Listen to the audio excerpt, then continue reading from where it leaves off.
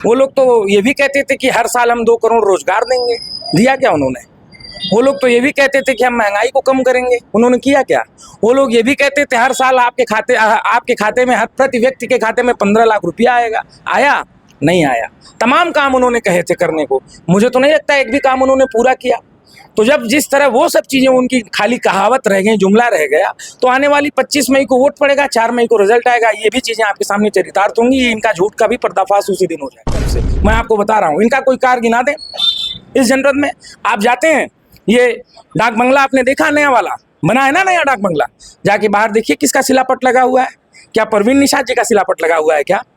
क्या यहाँ के किसी क्षेत्रीय विधायक का शिलापट लगा हुआ है? जब आप देखोगे जाके तो आपको नजर आएगा, उस पर लिखा होगा लक्ष्मीकांत पप्पू निषाद, उनके द्वारा लोकार्पित किया गया है। आप चले जाइए जिला अस्पताल में, जो बड़ी बिल्डिंग बनी हुई है, इस तरफ लगा है शिलापट, उसमें सबसे पहला नाम अगर किसी का लिखा हुआ है तो लक्ष्मीकांत पप्पू निषाद का लिखा हुआ है। दूसरा नाम अगर किसी का लिखा हुआ है तो अलगू प्रसाद चौहान का लिखा हुआ है। तीसरा नाम अगर किसी का लिखा हुआ है तो शंखलाल मांझी का लिखा हुआ है। ये कौन लोग थे?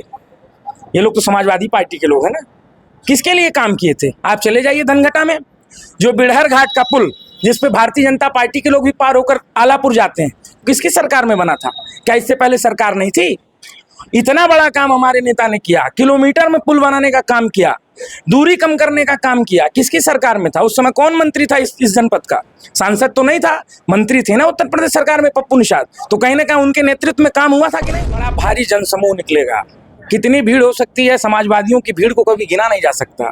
गिना जाता है भारतीय जनता पार्टी की भीड़ को, क्योंकि सारी कुर्सियां खाली रहती हैं, गिन के लोग बता देते हैं कितनी कुर्सियां। हमारा तो नारा है, अपनी गाड़ी अपना तेल, पप्पू निषाद रेलम रेल। यही स्थिति है। कोई कहीं से कहीं कोई दिक्कत ही नहीं है। हर समाज में, समाज के हर वर्ग के लोग मदद कर रहे हैं, वोट दे रहे हैं और अपना सहयोग भी दे रहे हैं। हमारे सभी नेता कार्यकर्ता, बूथ स्तर के कार्यकर्ता, सेक्टर स्तर के, जोन स्तर के कार्यकर्ता, सबको दिशा निर्देश प्राप्त हो चुके हैं, सबको संसाधन उपलब्ध कराया जा चुका है। अभी से ही बहुत भव्य तैयारी है और आम जनता में बहुत भारी उत्साह है हमारे नेता के आगमन को लेकर। और मुझे लगता है कि अब तक वो जितनी बार भी आए हैं, इस बार का जो उनका कार्यक्रम होगा, सभी मतलब भीड़ का जो रिकॉर्ड होगा, वो सभी कार्यक्रमों को इस बार वो तोड़ता हुआ नजर आएगा। बहुत भारी संख्या में लोग वहाँ पहुंचेंगे। नमस्कार, आप देख रहे हैं सेफ्टी न्यूज 24 और मैं हूं शैलेंद्र मणि त्रिपाठी। लोकसभा चुनाव चल रहा है और संत कबीर नगर जिले में 25 मई को मतदान होना है। ऐसे में इंडिया गठबंधन के प्रत्याशी लक्ष्मीकांत पप्पू निषाद को भारी मतों से विजयी बनाने के लिए 20 मई को अखिलेश जी का आगमन हो रहा, जिसको लेकर के राहुल यादव बादल से बात करेंगे कि अखिलेश जी के आगमन को क्या तैयारी चल रही है। बहुत भव्य तैयारी है। हमारे सभी नेता कार्यकर्ता, बूथ स्तर के कार्यकर्ता, सेक्टर स्तर के, जोन स्तर के कार्यकर्ता, सबको दिशा निर्देश प्राप्त हो चुके हैं, सबको संसाधन उपलब्ध कराया जा चुका है। अभी से ही बहुत भव्य तैयारी है और आम जनता में बहुत भारी उत्साह है हमारे नेता के आगमन को लेकर। और मुझे लगता है कि अब तक वो जितनी बार भी आए हैं, इस बार का जो उनका कार्यक्रम होगा, सभी मतलब भीड़ का जो रिकॉर्ड होगा, वो सभी कार्यक्रमों को इस बार वो तोड़ता हुआ नजर आएगा। बहुत भारी संख्या में लोग वहाँ पहुंचेंगे। राहुल जी, क्या माना जाएगा अखिलेश जी के आगमन पे कितनी भीड़ हो सकती है? बहुत बड़ा भारी जनसमूह निकलेगा। कितनी भीड़ हो सकती है? समाजवादियों की भीड़ को कभी गिना नहीं जा सकता। गिना जाता है भारतीय जनता पार्टी की भीड़ को, क्योंकि सारी कुर्सियां खाली रहती हैं, गिन के लोग बता देते हैं कितनी कुर्सियां खाली थी। लगातार आप क्षेत्रों में दौड़ा कर रहे हैं, अपने प्रत्याशी की क्या स्थिति पा रहे हैं? बहुत अच्छी स्थिति है और हमारा तो नारा है, अपनी गाड़ी अपना तेल, पप्पू निषाद रेलम रेल। यही स्थिति है। कहीं कोई दिक्कत ही नहीं है। हर समाज में, समाज के हर वर्ग के लोग मदद कर रहे हैं, वोट दे रहे हैं और अपना सहयोग भी दे रहे हैं बिना कुछ कहे। और इस बार की लड़ाई मुझे बहुत दिलचस्प नजर आ रही है। बड़े बड़े समीकरण ध्वस्त होते नजर आ रहे हैं और मुझे लगता है कि साइलेंट रूप में जनता ने मन बना लिया है कि इस बार क्षेत्रीय व्यक्ति को, जो इस जनपद का रहने वाला हो, उसको चुनकर भारत की संसद में भेजेगी। ये हमें लगता है। जबकि भारतीय जनता पार्टी के लोग ये कहते हैं कि सांसद परवीन निषाद 2 लाख मतों से विजयी होंगे। अब कहने को कोई कुछ भी कह सकता है। वो लोग तो ये भी कहते थे कि हर साल हम 2 करोड़ रोजगार देंगे, दिया क्या उन्होंने? वो लोग तो ये भी कहते थे कि हम महंगाई को कम करेंगे, उन्होंने किया क्या? वो लोग ये भी कहते थे हर साल आपके खाते में, हर प्रति व्यक्ति के खाते में 15 लाख रुपया आएगा, आया? नहीं आया। तमाम काम उन्होंने कहे थे करने को, मुझे तो नहीं लगता एक भी काम उन्होंने पूरा किया। तो जब जिस तरह वो सब चीजें उनकी खाली कहावत रह गई, जुमला रह गया, तो आने वाली 25 मई को वोट पड़ेगा, 4 मई को रिजल्ट आएगा, ये भी चीजें आपके सामने चरितार्थ होंगी। इनका झूठ का भी पर्दाफाश उसी दिन हो जाएगा। मोदी जी कहते हैं फिर 400 पार। मोदी जी को कहने दीजिए, मोदी जी गुजरात से कहते हैं, दिल्ली से कहते हैं, लखनऊ से कहते हैं, मैं संत कबीर नगर की धरती से कह रहा हूं, अब की बार राप्ती पार, अब की बार राप्ती पार। जो यहाँ का इनका एमपी है, उसको यहाँ के नौजवानों ने, यहाँ के किसानों ने, यहाँ के गरीबों ने, यहाँ के मजदूरों ने, सब्जी बेचने वालों ने, ठेला लगाने वालों ने, हर समाज ने, समाज का वो तबका जिसको कभी सम्मान नहीं मिला, इस बार उनको ये बाहर भेजने का काम करेगा, राप्ती पार भेजने का काम करेगा। यहाँ का जो माहौल है मैं वो बता रहा हूँ आपको। क्या लगता है इंडिया गठबंधन की कितनी सीटें देश में आ सकती है? मैं देश का नेता नहीं हूँ, ना मैं प्रदेश का नेता हूँ, मैं इस जनपद का हूँ, इस जनपद में राजनीति करता हूँ। और मैं उस स्तर से जो मैंने महसूस किया है, जो मैंने इतने दिनों में घूम कर देखा है, मुझे ये लगता है कि भारी अंतर से, अब वो अंतर कितने में होगा, हजारों में होगा कि लाखों में होगा, ये तो भविष्य के गर्भ में है, लेकिन ये मुझे लगता है कि भारी अंतर से आदरणीय पप्पू निषाद जी, जो इंडिया गठबंधन के प्रत्याशी हैं, समाजवादी पार्टी के सिंबल पर चुनाव लड़ रहे हैं, आदरणीय अखिलेश यादव जी का जिन्हें आशीर्वाद प्राप्त है, वो चुनाव जीतेंगे। क्या दावा है ये आपका या दावा नहीं, ये हकीकत है। हमारा प्रत्याशी इस जनपद का रहने वाला है, इसी लोकसभा क्षेत्र का रहने वाला है, लोगों के सुख दुख में उन्होंने काम किया है। दावा नहीं है।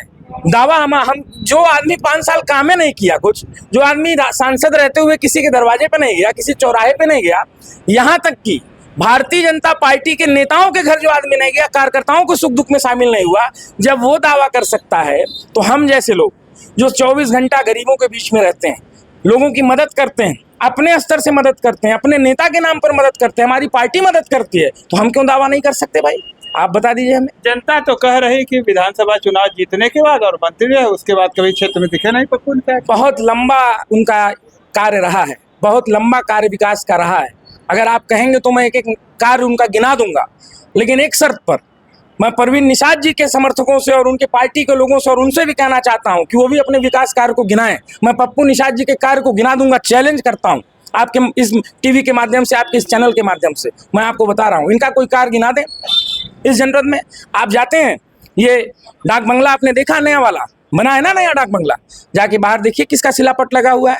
क्या परवीन निषाद जी का शिलापट लगा हुआ है? क्या यहाँ के किसी क्षेत्रीय विधायक का शिलापट लगा हुआ है? जब आप देखोगे जाके तो आपको नजर आएगा, उस पर लिखा होगा लक्ष्मीकांत पप्पू निषाद, उनके द्वारा लोकार्पित किया गया है। आप चले जाइए जिला अस्पताल में, जो बड़ी बिल्डिंग बनी हुई है, इस तरफ लगा है शिलापट, उसमें सबसे पहला नाम अगर किसी का लिखा हुआ है तो लक्ष्मीकांत पप्पू निषाद का लिखा हुआ है। दूसरा नाम अगर किसी का लिखा हुआ है तो अलगू प्रसाद चौहान का लिखा हुआ है। तीसरा नाम अगर किसी का लिखा हुआ है तो शंखलाल मांझी का लिखा हुआ है। ये कौन लोग थे? ये लोग तो समाजवादी पार्टी के लोग हैं ना। किसके लिए काम किए थे? आप चले जाइए धनघटा में, जो बिड़हर घाट का पुल जिसपे भारतीय जनता पार्टी के लोग भी पार होकर आलापुर जाते हैं, किसकी सरकार में बना था? क्या इससे पहले सरकार नहीं थी? इतना बड़ा काम हमारे नेता ने किया, किलोमीटर में पुल बनाने का काम किया, दूरी कम करने का काम किया। किसकी सरकार में था? उस समय कौन मंत्री था इस जनपद का? सांसद तो नहीं था, मंत्री थे ना उत्तर प्रदेश सरकार में पप्पू निषाद। तो कहीं ना कहीं उनके नेतृत्व में काम हुआ था कि नहीं हुआ था? क्या लगता है ये जो विकास हुआ इस मुद्दे पे जनता जाएगी? मैं मेदावल में गया था, ठीक है, आपको मैं बताऊं, झूठ नहीं बोल रहा हूँ, मेरे रिश्तेदार तो हैं नहीं पप्पू निषाद जी। मैं आदरणीय अखिलेश यादव जी का सिपाही हूँ, और जिसके ऊपर उन्होंने विश्वास जताया है उसका सम्मान करना, उसकी मदद करना, ये मेरा कर्तव्य है। मैं गया था मेदावल में, मैं आपको बता रहा हूँ, पप्पू निषाद जी जब विधायक थे, उन्होंने मेदावल के 70 से अधिक गाँव को लोहिया, जो डॉक्टर राम मनोहर लोहिया ग्रामीण विकास योजना थी, उससे जोड़ने का काम किया था। निषाद समाज के लोगों को 3.5 लाख रुपया मछुआ आवास दिलाने का काम किया था। मैं वहां गया, मैंने देखा, ये आप बालू शासन चले जाइए, यहाँ जो टेक्निकल कॉलेज बन रहा है वो किसके समय में उसकी नींव पड़ी थी? समाजवादी पार्टी की सरकार थी, समाजवादी पार्टी के सरकार के दौरान, कार्यकाल के दौरान वो नींव पड़ी थी। उस समय विधायक वहां का कौन था? लक्ष्मीकांत पप्पू निषाद जी थे। फिर भी पप्पू निषाद को लोग कहते हैं कि हम लोगों ने अपने पैसे से नहीं चुनाव जीता, उसके बाद ये क्षेत्र में दिखे नहीं। क्षेत्र में पप्पू निषाद जी नहीं दिखे तो ये बताइए पप्पू निषाद जी कहाँ गए? पप्पू निषाद जी तो हमेशा समाज के बीच में रहे। हम परवीन निषाद जी के बारे में पूछेंगे ना, पप्पू निषाद जी एमपी नहीं ना थे, पप्पू निषाद जी एमएलए थे। उनका टिकट अखिलेश यादव जी ने काट दिया। यदि उन्होंने कुछ गलती की हो तो उनका टिकट राष्ट्रीय अध्यक्ष जी ने काट दिया। 10 साल वो चुनाव लड़ने से महरूम हो गए। फिर उन्होंने संघर्ष किया, और संघर्ष को देखते हुए आदरणीय अखिलेश यादव जी ने उन्हें सिंबल दिया। अब मैं आपसे पूछना चाहता हूं, जब आप पप्पू निषाद के नाम पर सवाल कर रहे हो तो आप परवीन निषाद जी के नाम पर सवाल क्यों नहीं करते, जिनके पिता को उत्तर प्रदेश सरकार में कैबिनेट मंत्री बनाया गया, जिनके भाई को चौरी चौरा से एमएलए बनाया गया, उन्हें स्वयं एमपी बनाया गया? वो कितने चौराहों पर दिखे? किसके सुख दुख में आए। आपको याद होगा आदरणीय मणि जी, ये मेरा दरवाजा है, लॉकडाउन का समय था, 60 दिन लगातार हम लोगों ने मदद करने का काम किया, किसी को ऑक्सीजन दिलाने का काम किया, किसी को राशन दिलाने का काम किया, किसी को दवाएं दिलाने का काम किया। आपको याद होगा, मैं झूठ नहीं बोल रहा हूं। मैं पूछना चाहता हूं आपके मंच के माध्यम से, आपके इस इलेक्ट्रॉनिक मीडिया के मंच के माध्यम से, आप ये बताइए, सांसद परवीन निषाद जी की गाड़ी भी अगर कहीं नजर आ गई हो उस कोरोना कार्यकाल के दौरान, तो मैं राजनीति छोड़ दूंगा। ये यहाँ की पूरी जनता, संत कबीर नगर की जनता कहीं दवा के बिना मर रही थी, कहीं ऑक्सीजन के बिना मर रही थी, कहीं बेड के बिना मर रही थी, कहीं इलाज के बिना मर रही थी, कोई नजर नहीं आया। सांसद बहुत बड़ी जिम्मेदारी होती है, पूर्व सांसद की बहुत बड़ी जिम्मेदारी होती है, वो तो सांसद रहते हुए जो आदमी नजर नहीं आया, अब फिर जब जनता की अदालत में आया तो फिर हाथ पैर जोड़ रहे हैं। मैं यहाँ की भोली भाली जनता से कहना चाहता हूँ, यदि ये पैसा देते हो तो पैसा रख लीजिए, अगर ये किसी भोले भाले व्यक्ति को शराब पिलाते हैं तो उसकी शराब पी लीजिए, जबकि ऐसा नहीं होना चाहिए। अगर ये कोई प्रलोभन देते हैं वोट के लिए तो उनसे ले लीजिए, लेकिन इस बार इनको हराने का काम करिए, इनको बताने का काम करिए कि आपने जनता को नकारा था, जनता ने आपको नकार दिया है। और अपने जिले के लाल लोकसभा क्षेत्र संत कबीर नगर के रहने वाले, इसी जनपद के रहने वाले बेटे लक्ष्मीकांत उर्फ पप्पू निषाद जी के ऊपर विश्वास जताइए। अपना अपना होता है, पराया पराया होता है। सुबह का भूला अगर शाम को वापस आ जाए तो उसे भूला नहीं कहते। अगर उन्होंने कहीं कोई गलती की है सपा प्रत्याशी जी ने, तो मैं आपके मंच के माध्यम से, इलेक्ट्रॉनिक मीडिया के मंच के माध्यम से मैं माफ़ी मांगता हूं। उनकी बातों को माफ़ करिए और उनकी मदद करने का काम करिए। निश्चित रूप से एक बेटा, एक भाई, एक मित्र बनकर पप्पू निषाद जी सबकी मदद करने का काम करेंगे। मैं उनके स्वभाव से परिचित हूँ, बहुत सामान्य परिवार के हैं, वो किसी कैबिनेट मंत्री के बेटे नहीं हैं, वो किसी विधायक के भाई नहीं हैं, वो किसी राष्ट्रीय उपाध्यक्ष के बेटे नहीं हैं, वो एक किसान के बेटे हैं। वो जरूर आपका दुख दर्द समझेंगे, आपकी मदद करेंगे, ये बात हम कहना चाहते हैं। धन्यवाद। तो अभी आपने देखा कि राहुल जी ने बताया है, किस तरह से पप्पू निषाद के बारे में उन्होंने बताया, उनके विकास कार्यों के बारे में बताया है। बहरहाल 20 मई को अखिलेश जी का आगमन हो रहा है, जिसको लेकर के राहुल यादव ने बताया है कि इस बार सर्वाधिक भीड़ होगी और भीड़ इतनी होगी कि सड़कों पर जगह नहीं बचेगी। बहरहाल 20 मई को क्या होता है ये तो बाद में ही पता चलेगा। और 25 मई को संत कबीर नगर जिले में मतदान होना है और 4 जून को मतगणना होगी। उसके बाद ही रिजल्ट स्पष्ट हो पाएगा कि संत कबीर नगर का सांसद कौन होगा। लेकिन राहुल यादव बादल अभी से लक्ष्मीकांत पप्पू निषाद को सांसद बता रहे हैं। वीडियो पर कमेंट करके अपनी राय जरूर दें। मिलते हैं नई खबर के साथ नई वीडियो में, तब तक के लिए नमस्कार।